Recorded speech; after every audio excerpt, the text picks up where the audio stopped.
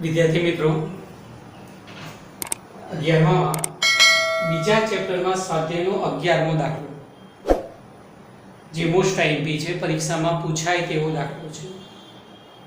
રકમ જુઓ, એક લંબચોરસ તકતીની લંબાઈ 4.234 મીટર લંબાઈ આપી છે, પહોળાઈ 1.005 મીટર છે, લંબાઈ પહોળાઈ આપી છે, અને જાડાઈ 2.01 સેમી આપી છે.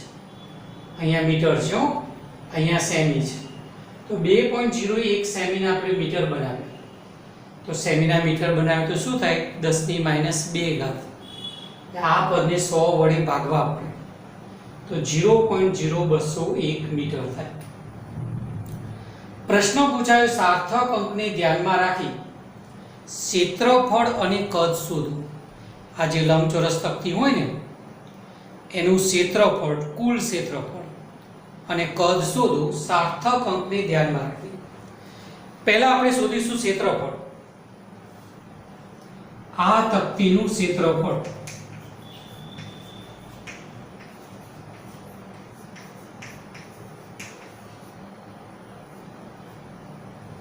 હવે આ રીતે તકતી છે.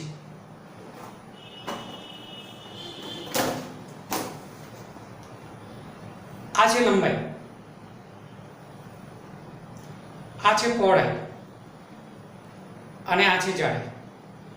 તો ઉપરના ભાગનું ક્ષેત્રફળ કેટલું થાય? તો આ લંબાઈ L, પહોળાઈ B. તો આ ભાગનું ક્ષેત્રફળ કેટલું થાય? L ગુણ્યા B. એવી જ આ નીચેની સપાટી 2 વખત L ગુણ્યા B, એટલે આ ભાગનું ક્ષેત્રફળ અને આ ભાગનું ક્ષેત્રફળ L ગુણ્યા B, નીચે પણ L ગુણ્યા B. તેથી 2 વખત L ગુણ્યા B, તો 2 વખત લખીશું L ગુણ્યા B.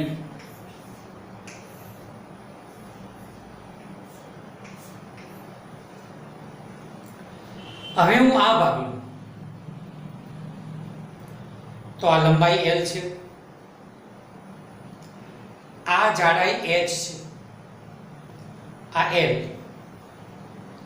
આ H. તો આટલા ભાગનું ક્ષેત્રફળ કેટલું થાય? તો L ગુણ્યા H. એવો જ આ બાજુનો ભાગ,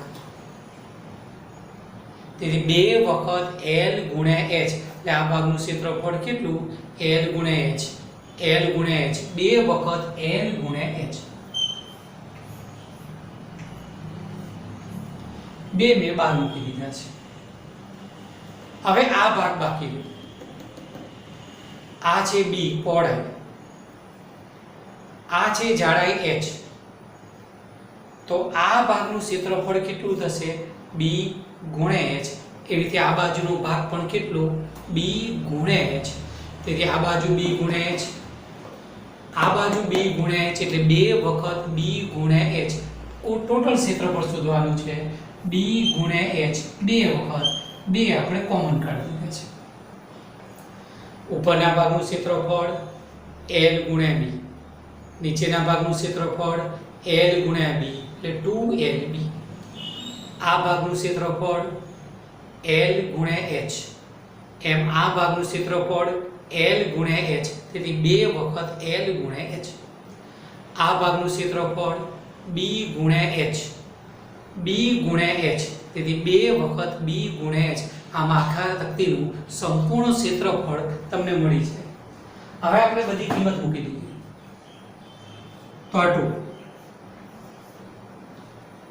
L ની કિંમત 4.234 ગુણ્યા D ની કિંમત 1.005 વત્તા L ની કિંમત 4.234 ગુણ્યા H ની કિંમત સેમીમાં છે તો મીટરમાં લખી છે 0.0201 વત્તા B ની કિંમત 1.005 ગુણ્યા H ની કિંમત 0.0201. ક્ષેત્રફળ, કુલ ક્ષેત્રફળ શોધવાનું છે. તમારી પાસે જે કેલ્શિયમ હોય તો આનો નાનો ગુણાકાર કરો આનો નાનો ગુણાકાર કરો, આનો નાનો ગુણાકાર કરો, પછી આ જે ગુણાકાર આવે ને આ ત્રણેયનો સરવાળો બધો વચ્ચે વધતા છે જો, અને પછી 2 વડે ગુણી નાખો. 2 વડે ગુણશો ને તો તમારો જવાબ 8.72 આવશે. હવે તમને શું કીધું કે સાર્થક અંકને ધ્યાનમાં રાખીને જવાબ લખો. હવે તમે જુઓ સાર્થક અંક કેટલા છે, ઓછામાં ઓછા કે અહીંયા જો અહીંયા સાર્થક અંક કેટલા 4, અહીંયા કેટલા 4, અહીંયા સાર્થક અંક કેટલા કે 3, અને અહીંયા 3 સાર્થક અંક છે. તેથી આપણે જવાબમાં પણ કેટલા 3 સાર્થક અંક સુધી લખીશું, અને આમે આ ગુણાકાર છે તે 3 સાર્થક અંક સુધી લખીએ તો આટલી સુધી લખાય. હવે આ સંખ્યા કેવી છે 5 થી નાની છે, તેથી આગળ કશું ઉમેરાશે નહીં. તેથી સાર્થક અંકને ધ્યાનમાં રાખીને જવાબ 8.72 ક્ષેત્રફળનો એકમ કયો થાય મીટર સ્ક્વેર. અહીં આપણે લખીશું સાર્થક અંકને ધ્યાનમાં રાખીને આપણો જવાબ. આ જ રીતે આ જે તકતી છે એનું કદ પણ શોધવાનું છે. તમે બધા કદનું સૂત્ર પણ જાણો છો. બોલો કદનું સૂત્ર શું થાય? લંબાઈ ગુણ્યા પહોળાઈ ગુણ્યા જાડાઈ, L ગુણ્યા B ગુણ્યા H. જો અહીંયા સરવાળાનો નિયમ એપ્લાય કરો ને તો અહીંયા પોઈન્ટ પછી 2 સ્થાન છે ઓછામાં ઓછા, તો અહીંયા પોઈન્ટ પછી 2 સ્થાન જ રહ્યું. એટલા માટે તમારે 8.72 આવે. આ સંખ્યા 5 થી નીચે છે, આગળ કશું ન ઉમેરાય. આ તમારું ક્ષેત્રફળ આવ્યું. હવે આ તકતીનું કદ શોધવાનું છે.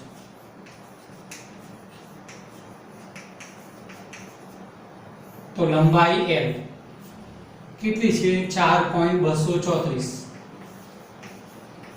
પહોળાઈ B 1.005 અને જાડાઈ H 0.0201 મીટર. તો તમારા કદનો જવાબ આવશે 0.0855. આગળ પણ છે ગુણાકાર કરશો ને ત્યારે એટલું આવશે. હવે તમે જો ગુણાકારનો નિયમ એપ્લાય કરો, અહીંયા સરવાળાનો વિચારજો, અહીંયા ગુણાકારનો નિયમ એપ્લાય કરો તો અહીંયા સાર્થક અંક કેટલા 4, અહીંયા 4, અહીંયા ઓછામાં ઓછા કેટલા 3. તો જવાબમાં પણ 3 સાર્થક અંક સુધી લખીએ તો આ બેને તો ગણાય નહીં. આ 3 સાર્થક અંક લેવા પાછળ કોઈ સંખ્યા આવતી હોય એ નીકળી જાય. તેથી કદ આવ્યું મીટર ક્યુબ માં આન્સર આવ્યો. આ સાર્થક અંકને ધ્યાનમાં રાખી કદનો જવાબ આવે 3 સાર્થક અંક સુધી તમારે જવાબ લખવો પડે. એ 0.0855 મીટર ક્યુબ આ તમારા કદનો જવાબ આવ્યો. તકતીનું ક્ષેત્રફળ બધી કિંમત મૂકી દો. અહીંયા પોઈન્ટ પછી 2 સ્થાન છે, તેથી જવાબમાં પણ 2 સ્થાન લીધા. તેથી 8.72 મીટર સ્ક્વેર ક્ષેત્રફળ. તકતીનું કદ શોધી કાઢ્યું. અહીંયા જે ગુણાકાર આવ્યો પણ અહીંયા 3 સાર્થક અંક છે ઓછામાં ઓછા. 0.0201 છે ને એમાં 3 સાર્થક અંક ગણાય, આગળના 2 0 ન લેવાય. તેથી જવાબમાં પણ 3 સાર્થક અંક લીધા, આ તો ગણાય નહીં. તેથી 855 મીટર ક્યુબ સાર્થક અંકને ધ્યાનમાં રાખી અને કદનો જવાબ આવે.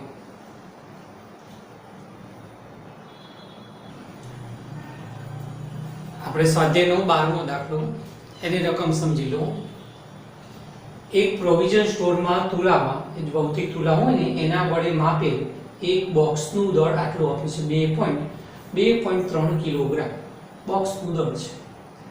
હવે આ બોક્સમાં 20.15 ગ્રામ અને 20.17 ગ્રામ દળના સોનાના 2 ટુકડા છે. આ બોક્સનું દળ આપ્યું છે. આ સોનાના 1 ટુકડાનું દળ છે અને આ બીજા ટુકડાનું દળ છે, અને બોક્સમાં મૂકવામાં આવે છે. તો બોક્સનું કુલ દળ શોધો અને યોગ્ય સાર્થક અંક સુધી બંને ટુકડાના દળનો તફાવત શોધો. જો આટલી વિગત આપી છે તમને. બોક્સનું દળ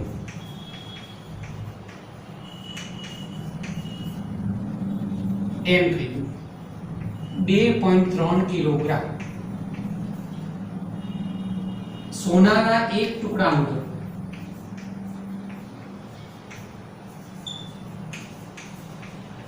એક ટુકડાનું દળ કેટલું આપ્યું છે? સોનાના એક ટુકડાનું દળ કેટલું છે? 20.15 ગ્રામ. ચલો ગ્રામના કિલોગ્રામ બનાવવા હોય તો 10 ની -3 ઘાત થાય ને, તેથી અહીંયા આવશે 0.02015 કિલોગ્રામ. એ જ રીતે સોનાના બીજા ટુકડાનું દળ,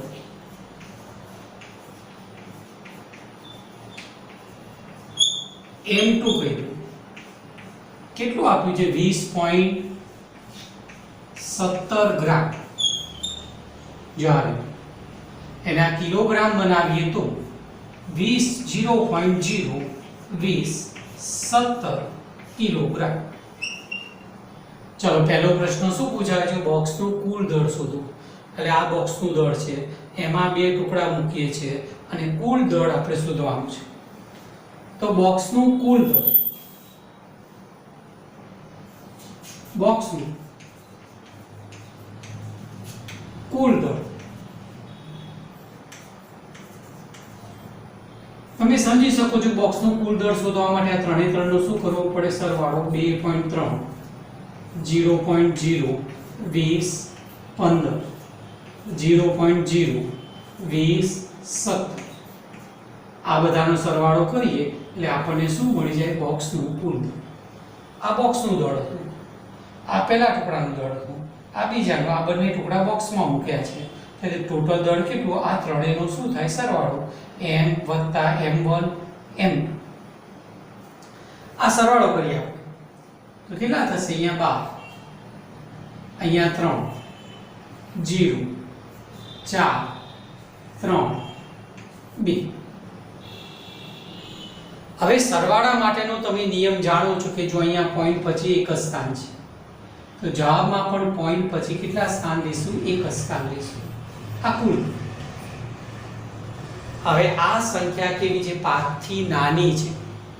આને રાઉન્ડ ઓફ કરીએ અને 5 થી નાની સંખ્યા તો આગળ કશું ઉમેરાય નહીં. આમ બોક્સનું કુલ દળ સાર્થક અંકને ધ્યાનમાં રાખીને થશે 2.3 કિલોગ્રામ.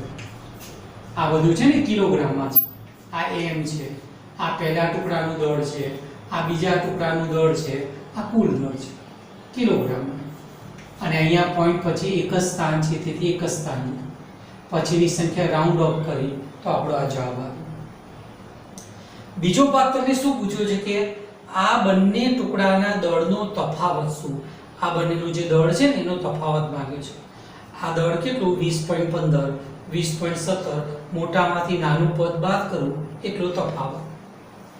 તો બીજો ભાગ, આ પહેલો ભાગ, બંને ટુકડા વચ્ચે,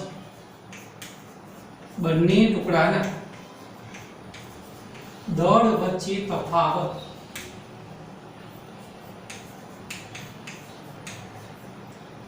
m2 માઈનસ m1. ચલો m2 ની કિંમત કેટલી ગ્રામમાં રાખીએ? 20.17. અને આ કેટલું? 20.15 ગ્રામ. બોલો બાદબાકી કેટલી આવશે? 7 માંથી 5 જાય એટલે 2, 1 માંથી 1 0, તો 0.02 ગ્રામ. હવે તમે જોઈ શકો સરવાળા બાદબાકીમાં નિયમ કયો છે? અહીં પોઈન્ટ પછી બે સ્થાન, અહીંયા પોઈન્ટ પછી બે સ્થાન, તો જવાબમાં પણ પોઈન્ટ પછી કેટલા સ્થાન લેવાય? 2. તેથી સાર્થક અંકને ધ્યાનમાં રાખીને તફાવત કેટલો થશે? તો તફાવત આટલું થશે 0.02 ગ્રામ. બંને ટુકડાના દળ વચ્ચે, બંને ટુકડાના દળ વચ્ચે તફાવત.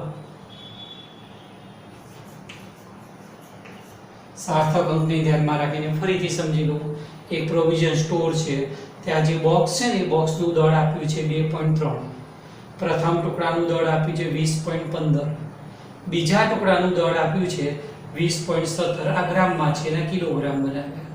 કુલ દળ શોધો તો આ બધાનો આપણે શું કર્યું? સરવાળો. ત્રણેયનો સરવાળો કરવો એટલું કુલ ઘટવું. સાર્થક અંકને ધ્યાનમાં રાખીએ તો અહીંયા પોઈન્ટ પછી એક જ સ્થાન છે, તેથી જવાબમાં પણ એક સ્થાન લીધું. પછીની સંખ્યા રાઉન્ડ અપ કરી. પછી બંને ટુકડાના દળ વચ્ચે તફાવત શોધો, તો મોટામાંથી નાનું દળ બાદ કર્યું, ગ્રામમાં રાખ્યું, કિલોગ્રામમાં રાખ્યું તોય ચાલે. બાદ બાકી કરી તો 0.02 ગ્રામ. અહીંયા પોઈન્ટ પછી બે સ્થાન, અહીંયા પોઈન્ટ પછી બે સ્થાન, તો જવાબમાં પણ પોઈન્ટ પછી બે સ્થાન લેવા પડે. તેથી સાર્થક અંકને ધ્યાનમાં રાખી આ બંને સોનાના જે ટુકડા છે એના દળનો તફાવત કેટલો? 0.02 ગ્રામ છે. આ ગ્રામ જી.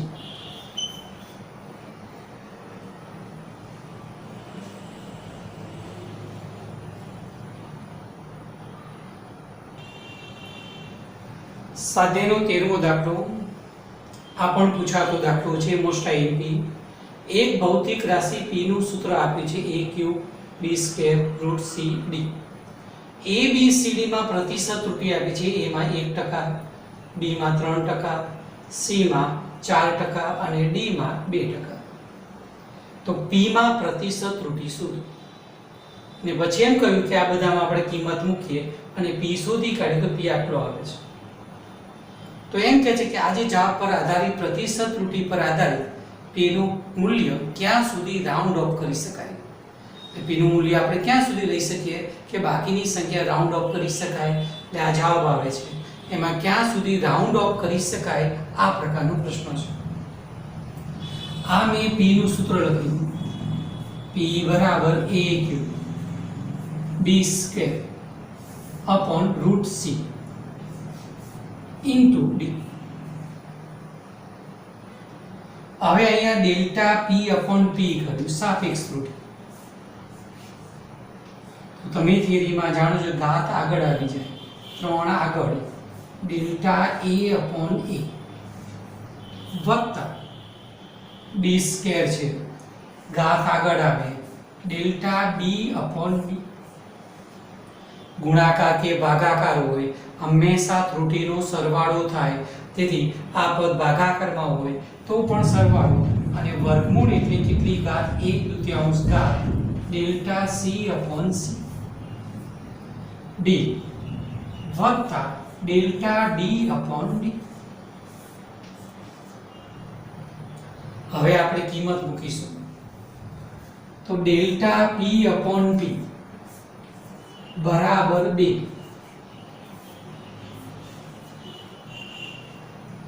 3 છે ને, અહીંયા 3. બોલો ડેલ્ટા a upon a ની કિંમત કેટલી આપી છે? 1%. આ ટકામાં આપી છે એટલે ગુણ્યા 100 થયા કહેવાય. તેથી ડેલ્ટા a upon a ની કિંમત કેટલી લખવાની? 1/100. તેથી આ કિંમત થશે 1/100. આ પ્રકારનું પદ થશે ગુણ્યા 1 અથવા આપણે આમ લખીએ બધા જ પદને હું 100 વડે ગુણી નાખું તો ડેલ્ટા p upon p ગુણ્યા 100% બરાબર 3. ડેલ્ટા a upon a ગુણ્યા 100%, આની કિંમત આપણે મૂકી દઈશું ટકાવાળી, વત્તા 2 ડેલ્ટા b upon b ગુણ્યા 100%, પ્રતિશત ત્રુટિ કહેવાય b માં, વત્તા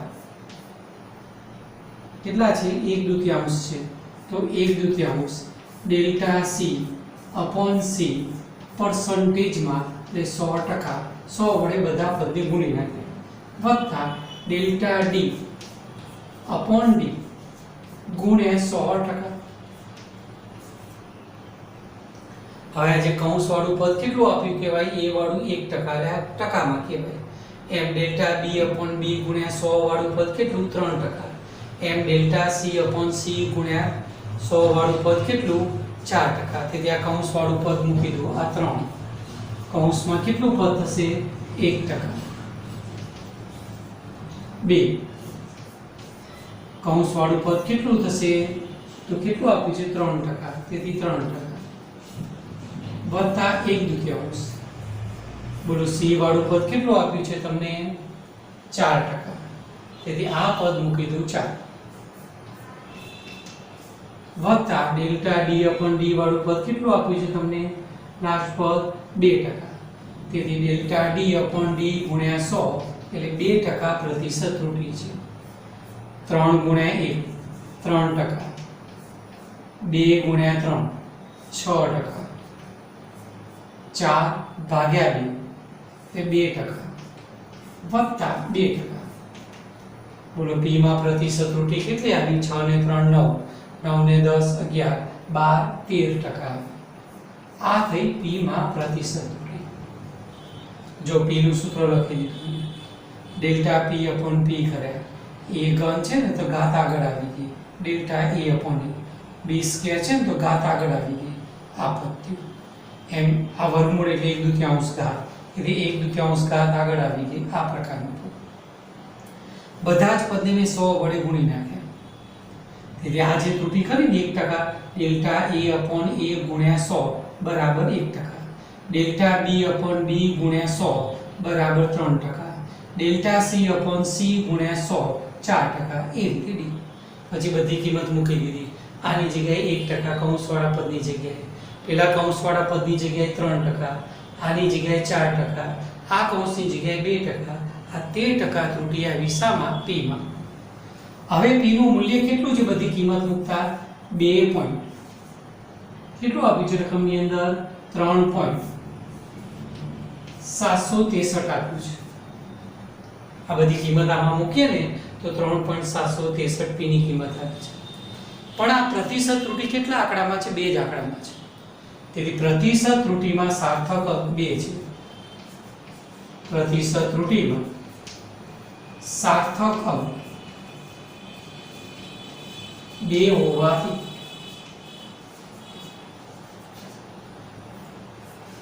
પી ના મૂલ્યમાં 2 સાર્થક અંક સુધી લેવાય.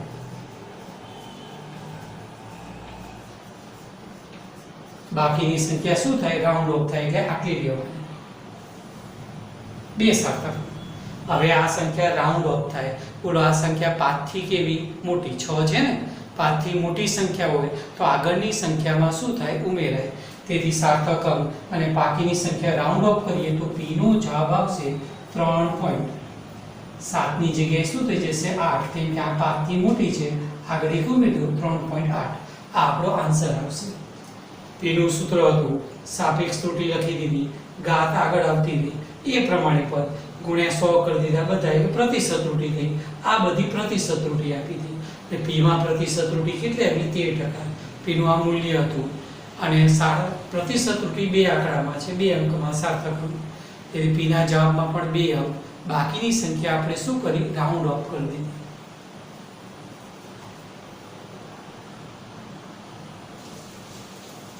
સ્વાધ્યાયનો 10મો દાખલો. નીચેની જે રકમ આપી છે એમાં સાર્થક અંક કેટલા થાય? યાદ કરો, સાર્થક અંક નક્કી કરવા માટેના નિયમો હતા. બધી જ શૂન્યતર સંખ્યા સાર્થક અંક ગણાય. માનો કે 15 25, તો સાર્થક અંક કેટલા? 4. બે શૂન્યતર સંખ્યા વચ્ચે શૂન્ય આવે તો પણ એ શૂન્યને સાર્થક સંખ્યા તરીકે લેવાય. માનો કે આ રીતે હોય 25.008, તો વચ્ચે જે 0 આવે ને એને ગણાય. નિયમ યાદ કરો. 1 કરતાં નાની સંખ્યા હોય તો ડાબી બાજુના 0 ન લેવાય. માનો કે 0.008, તો આ બાજુના જે 0 કીધા ને એ ન લેવાય. બસ આ બધા નિયમ પર આધારિત આ દાખલો છે. તો અહીંયા તમે જો સંખ્યા જો 4, અહીંયા 0.007 છે, તો આ શૂન્ય ન લેવાય. તેવી સાર્થક સંખ્યા કેટલી થશે? તો કે 1. અહીંયા વિચારો 10 ની 3 ઘાતો વિચારવાની. તો અહીંયા 2.64 છે એટલે સાર્થક સંખ્યા કેટલી લેવાની? 3 થવાની. અહીંયા સાર્થક સંખ્યા 3. અહીંયા વિચારો આ 0 ના લેવાય, પણ આ તો લેવો પડે. કેમ કે જે સાધને માપ્યું ને આટલે સુધી ચોકસાઈથી માપ્યું. ભલે આ સંખ્યા 0 આવી પણ માપન આટલે સુધી થયું છે. તેથી 1 2 3 ને 4, તેથી સાર્થક સંખ્યા થશે 4. એમ અહીંયા વિચારો બે શૂન્યતર સંખ્યા વચ્ચે શૂન્ય આવે તો એને ગણાય. તેથી અહીંયા સાર્થક સંખ્યા કેટલી? 1 2 3 ને 4. અને છેલ્લા આગળના 0 ન લેવાય, પણ આ 0 તો ગણાય, એટલે સાર્થક સંખ્યા કેટલી થઈ? 1 2 3 ને 4. તેથી 4 સાર્થક સંખ્યા થશે. સાર્થક સંખ્યા કેવી રીતે નક્કી કરવી એના નિયમો જોવાના, પછી આ દાખલો વિચારવાનો, તરત તમને આવડી જાય કે આ 0 ન ગણાય, આ લેવાય, આ 0 લેવાય, આ બાજુના 0 ન ગણાય, એટલે સાર્થક સંખ્યાના આંકડા તમને તરત જ મળી જશે. આ પ્રકારનો પ્રશ્ન તમને ટૂંકા પ્રશ્નમાં ક્યારેક આવે.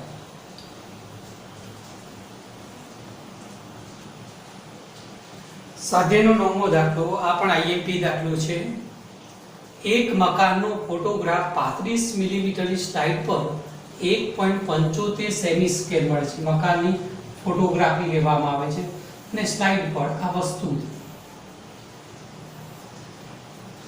વસ્તુનું ક્ષેત્રફળ. આ સ્લાઇડને પડદા પર પ્રોજેક્ટ કરતા, પ્રોજેક્ટર હોય ને એના દ્વારા સ્લાઇડ પ્રોજેક્ટરમાં મૂકી દીધી, પડદા પર શું મળે? એ સ્લાઇડ જે બનાવી હોય એનું મોટું પ્રતિબિંબ મળે. તેથી આ પ્રતિબિંબનું ક્ષેત્રફળ આ. અને પ્રશ્ન પૂછાયો રેખીય મોટવણી શોધો. પહેલા આપણે ક્ષેત્રીય મોટવણી શોધી કાઢી. આ મોટવણી એટલે મોટવણીનો અર્થ એવો થાય કે વસ્તુ કરતા પ્રતિબિંબ કેટલા ઘણું કે કેટલામાં ભાગનું, આને મોટવણી કહેવાય. 10મામાં લેન્સ વાળા પ્રશ્ન આવતા હતા કે અરીસા વાળા, કે વસ્તુ કરતા પ્રતિબિંબ બમણું છે, તો આ બમણું છે ને એને મોટવણી કહેવાય. અડધું છે તો 1/2 શું કહેવાય? મોટવણી કહેવાય. તેથી ક્ષેત્રીય મોટવણી બરાબર પ્રતિબિંબનું ક્ષેત્રફળ ભાગ્યા વસ્તુનું ક્ષેત્રફળ. પ્રતિબિંબ ભાગ્યા વસ્તુ ક્ષેત્રફળ ક્ષેત્રીય મોટવણી. ચલો પ્રતિબિંબનું ક્ષેત્રફળ કેટલું છે? મીટર સ્ક્વેરમાં છે 1.55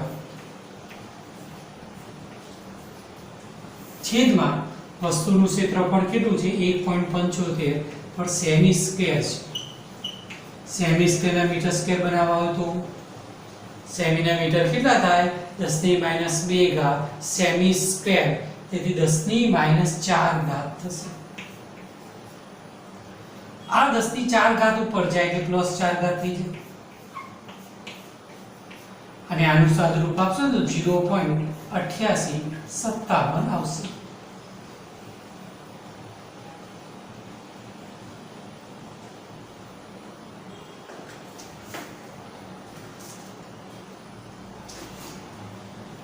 હવે આ 10⁻4 ઘાત અહીં લઈ લો ને તમે, તો 8857 થશે.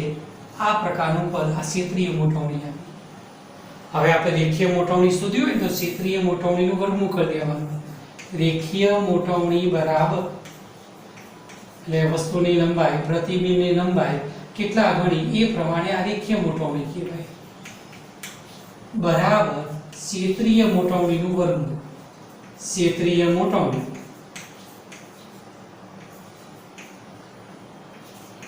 એનું વર્ગમૂળ કરો એટલે રેખીય મોટવણી મળી જાય. બોલો ક્ષેત્રીય મોટવણી કેટલી આવી? 8857. 8857 નું તમે વર્ગમૂળ કાઢશો 94.1 આવશે. આ થઈ રેખીય મોટવણી. એક મકાન છે એની ફોટોગ્રાફી લઈએ છે, 35 મિલીમીટરની સ્લાઇડ છે, બહુ નાની સ્લાઇડ પર એની ફોટોગ્રાફી થાય. આ વસ્તુ મકાનનો જે ફોટો પાડ્યો ને સ્લાઇડ પર, આ વસ્તુ આ સ્લાઇડને ક્યાં પડાવી? પ્રોજેક્ટરમાં, અને પડદા પર એનું મોટું પ્રતિબિંબ મેળવ્યું. તેથી આ વસ્તુ અને પ્રોજેક્ટર દ્વારા મળતું, પડદા પર મળતું આ પ્રતિબિંબ. પહેલા આપણે શું ક્ષેત્રીય મોટવણી શોધી? પ્રતિબિંબનું ક્ષેત્રફળ ભાગ્યા વસ્તુનું ક્ષેત્રફળ. પ્રતિબિંબનું ક્ષેત્રફળ કેટલું? 1.55 મીટર સ્ક્વેર. વસ્તુનું ક્ષેત્રફળ 1.75 સેમી સ્ક્વેરના મીટર સ્ક્વેર બનાવે. 10⁻4 ઘાત સેમી સ્ક્વેર છે ને, સેમી 10⁻2 એટલે 10⁻4 ઘાત એ ઉપર આવે, +4 થાય. આનું સાદુરૂપ તમે કેલ્સીથી આપશો તો 0.8857. 10⁻4 ઘાત અહીં ગણી નાખો તો 8857 ક્ષેત્રીય મોટવણી. હવે રેખીય મોટવણી કેવી રીતે શોધવાની? ક્ષેત્રીય મોટવણીનું વર્ગમૂળ કરવાનું. ક્ષેત્રીય મોટવણી હોય ને એનું વર્ગમૂળ કરો એટલે રેખીય મોટવણી મળે 8857 નું વર્ગમૂળ 94.1 આપણો આ લાસ્ટ આન્સર આવશે.